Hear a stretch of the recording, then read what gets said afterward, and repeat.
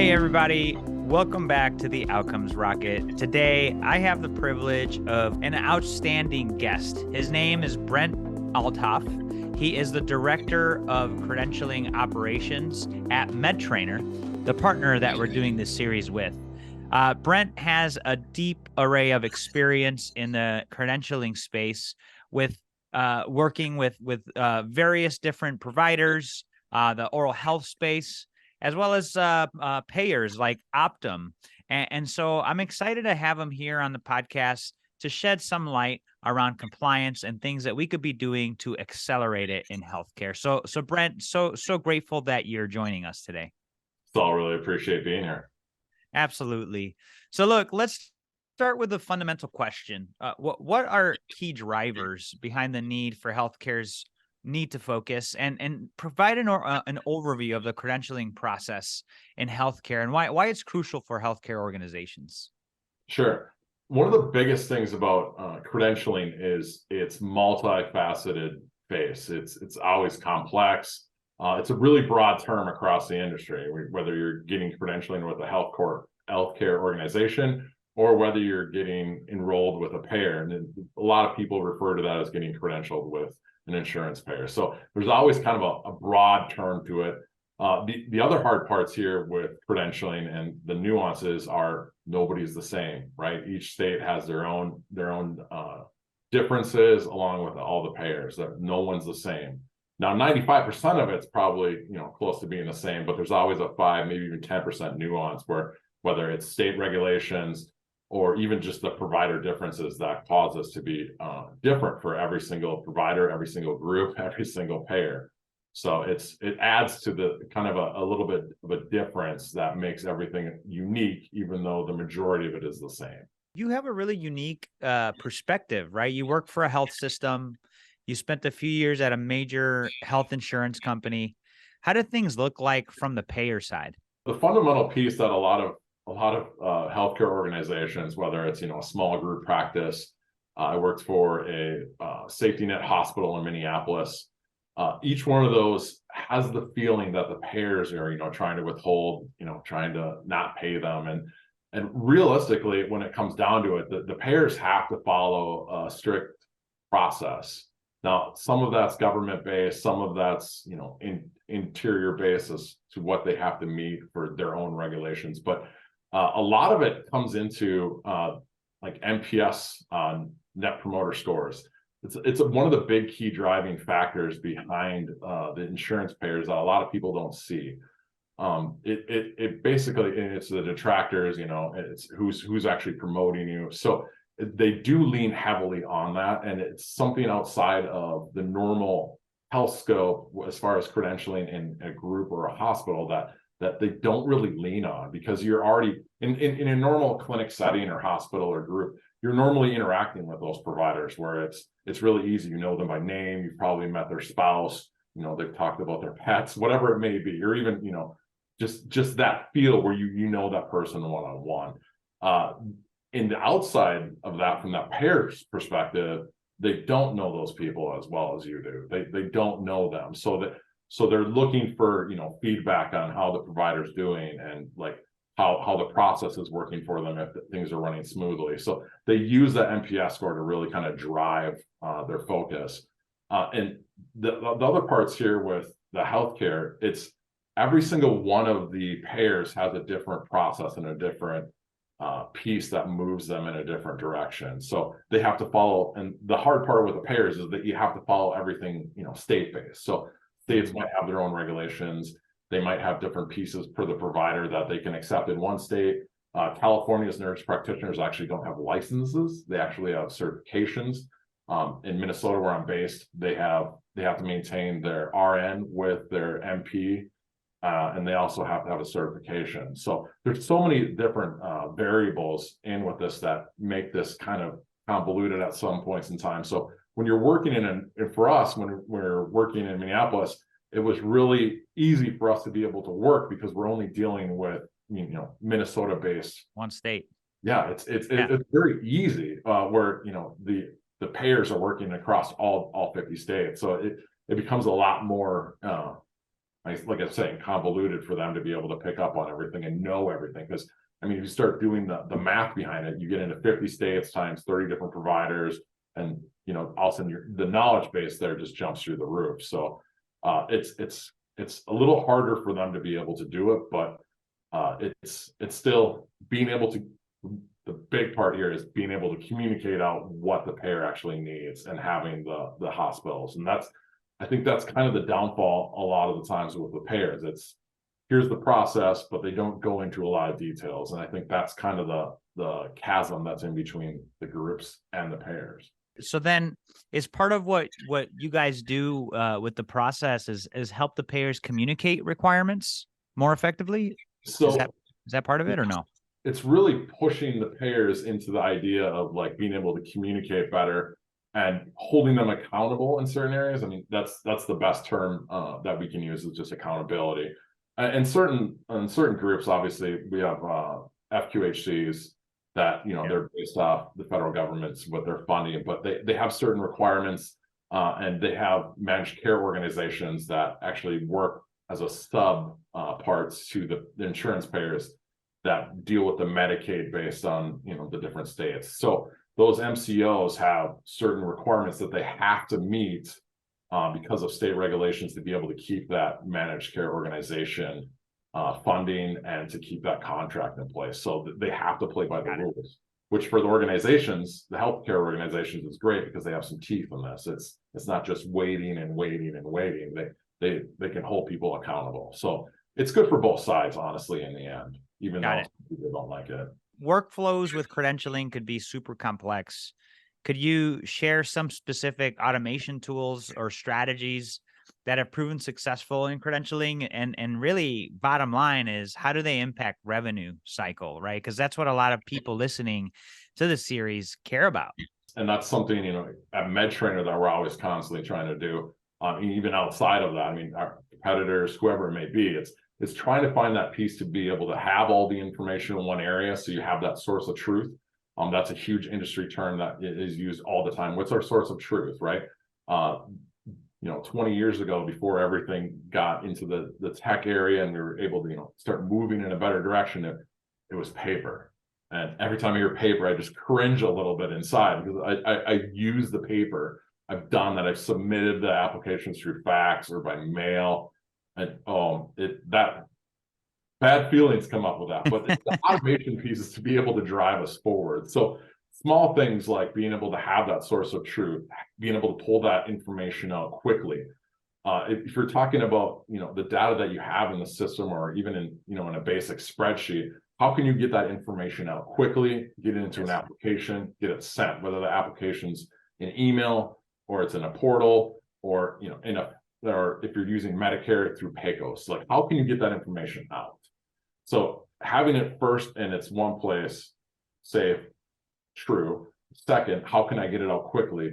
Because the third piece is, the faster you get that out, if you think about a provider working 5 days a week and seeing patients for 5 days. Now, I can speed that process up for 5 days. Look at that from a revenue perspective. You're able to bill those claims and get reimbursement for those 5 days if I can do it 5 days quicker. Now, if you have a physician or a provider doing that for 5 days, they're probably looking at somewhere between $2,000 to $5,000, depending on the type of provider is and the services that they are providing.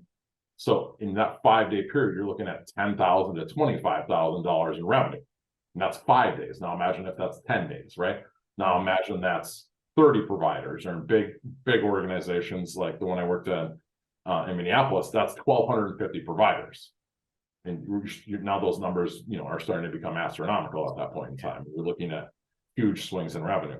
So the credentialing piece with the payers is where you can make the biggest difference. So if you're able to automate that, move it quicker, be able to follow up, send notifications, follow up emails, to the actual payers, you can move a lot quicker, and that just drives your revenue at that point. And really just keeping everything up to date, making sure that it's being sent to the payers, and all of that today, as I understand it, is very manual. You guys are automating that process. And that's the piece that every group should be doing, whether it's 2 providers, or it's 2,000 providers. The idea is to be able to have that source of truth, move it out, and get it moving forward. But the small pieces here are the notifications, the reminders, right? Everybody has got an Outlook or whatever source that you're doing for tracking. The credentialing space and the actual software piece of this is able to send notifications. We can send follow-up emails to the payers, and that's not just MedTrainer. That's across the credentialing space for any. Sure. You should be able to do these things. You should be able to send the notifications. You should be able to get notifications when things are coming due. We have the primary source verifications that we have to maintain, whether it's licenses, board certifications, life support certs.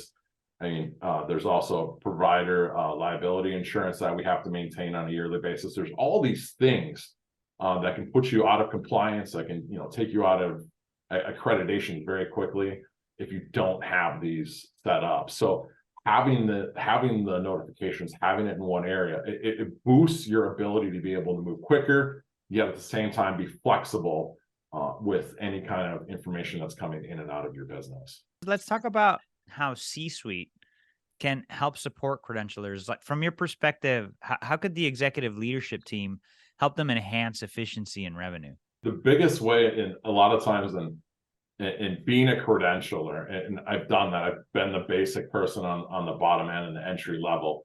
The basic way you can do this is being involved when you need to be involved, and staying out and not becoming a blockade or a gate when you don't need to be. And that's the complex part of this, is really knowing what you can add value in, as far as with your policies and procedures, staying to your restrictions, your regulations, but also making sure that you're not adding more to it than you need to, right?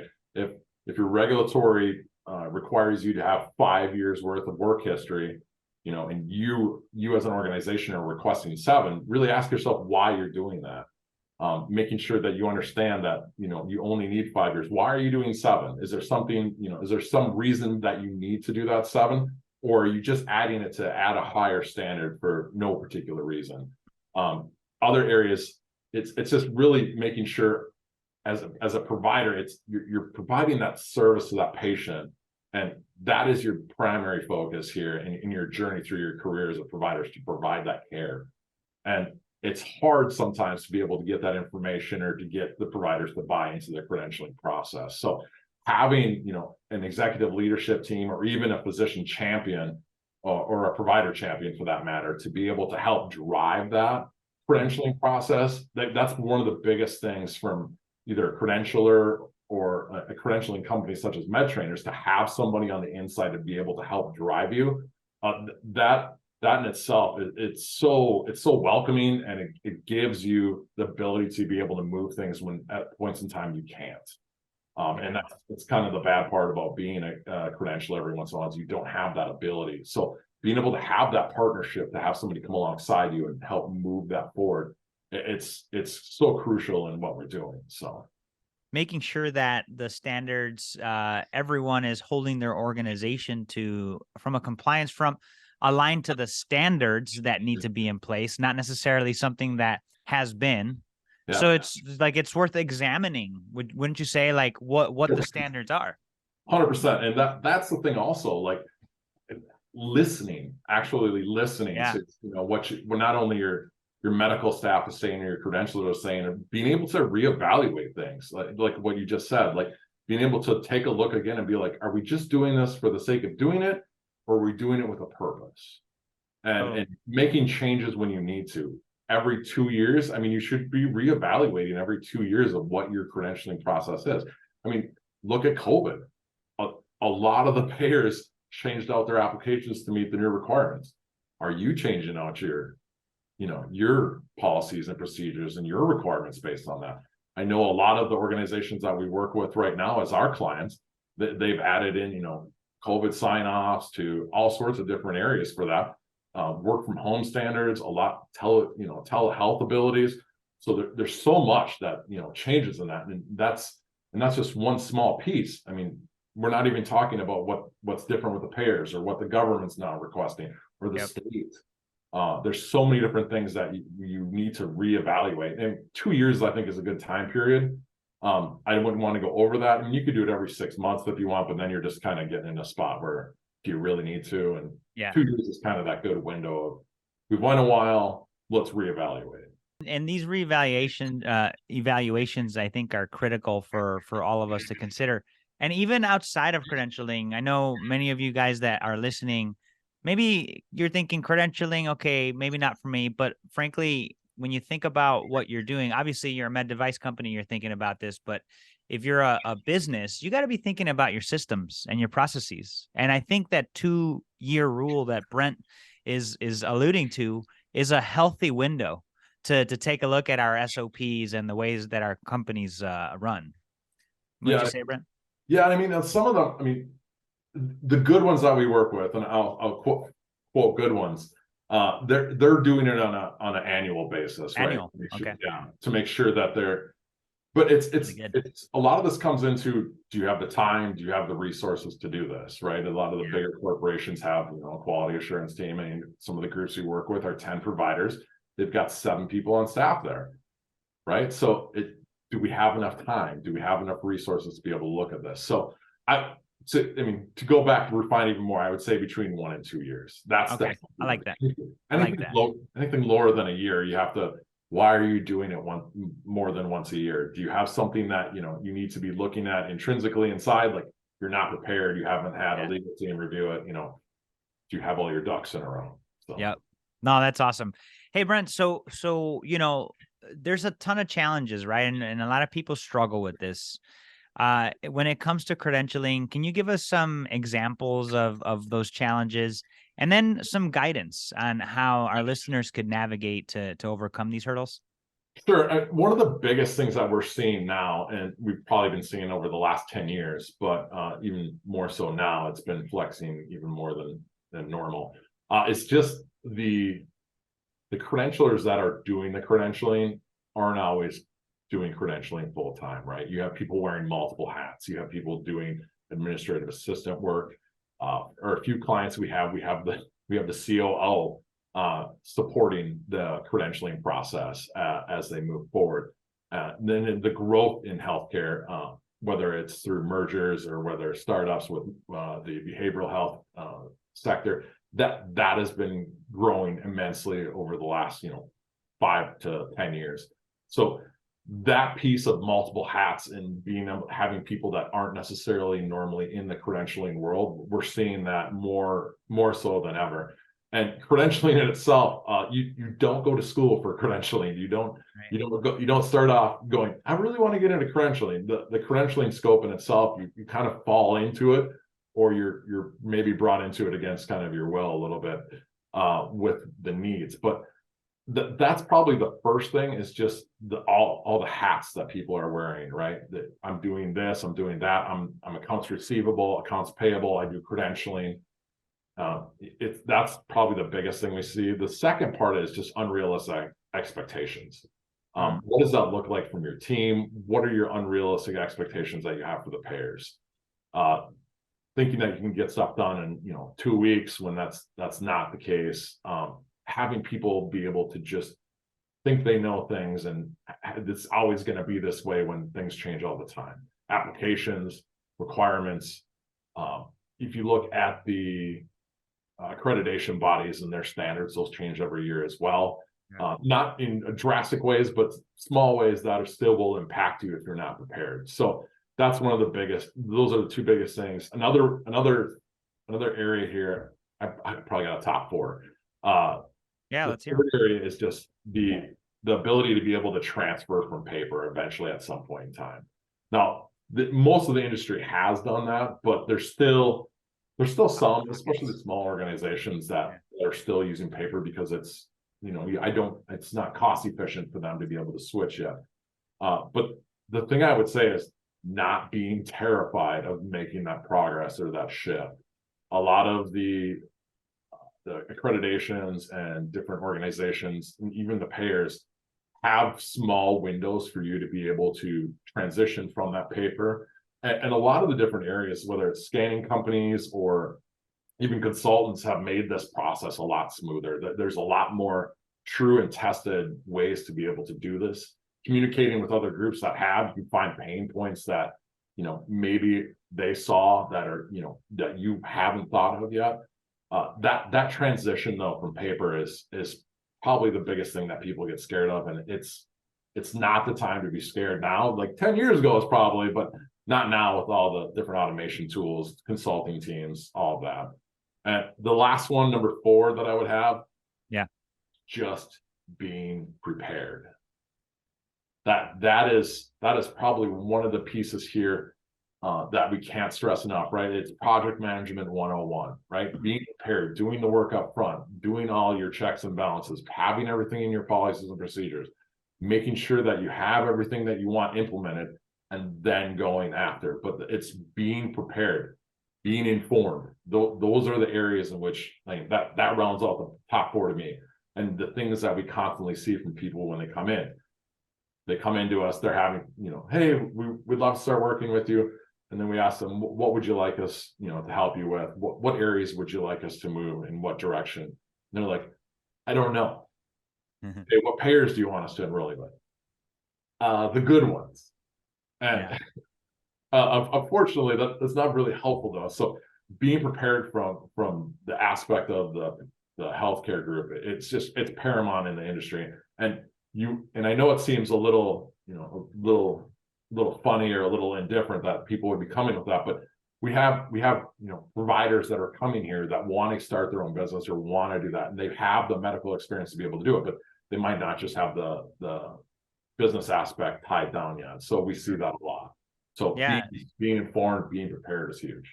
We'll provide a summary of these top 4 from Brent, as well as all the things that we've discussed on today's episode in the show notes. So definitely make sure you check that out. This has been really insightful, Brent. I've enjoyed the conversation. I think this is a great way to really open up the series. Looking ahead, can you provide insights into emerging trends in credentialing? How can healthcare institutions stay ahead of the curve and optimize this process further? This is the hardest part that I see happening now, and it's probably the dark secret that no one really wants to talk about, because we're not on paper anymore, we're in digital, don't complain about it. But it's the piece where it's probably the hardest thing to do right now, because everybody has a different platform. If you want to submit an application, there's a portal that you have to log into. Now I have to take that information out of my digital capacity, put it in another digital capacity, and to be able to have it. Now, if I take it from mine and there's no API, there's no connection, there's no contract between the two, I'm stuck entering that again manually. So we have all these different tech systems, but they're not talking to each other. Mm-hmm. And it's hard, because there's a lot of companies like, okay, now we have to develop all these APIs and all these different pieces. How are we going to send this? And there's certain ways we can get around it, right? We can send CSV files. We can send those types of those pieces. We can also upload information such as PDFs that they can do the screenshot and grab. But it's the multiple systems that it's really the driving force in how we're going to communicate going forward. And maybe AI is going to be solving that, hopefully in the next 2, 3, 5, 10 years, where we can actually have that the systems talking to each other and filling out that information. But that's the dark secret that no one wants to talk right now, is how we have all this technology, but how do we get it to work together, and how are we able to move? Because that's the next step. If we can get that working, the sky's the limit here, as far as what we can do for providers, what we can do for patient care, and what we can do for all of our organizations to make life easier. I get super excited just thinking about that interoperability and what it could mean for really patient care and profitability. This is just the beginning of it. And look, you've offered some major value today. I want to thank you. If you had any one takeaway that you wanted to leave our listeners with, what would it be?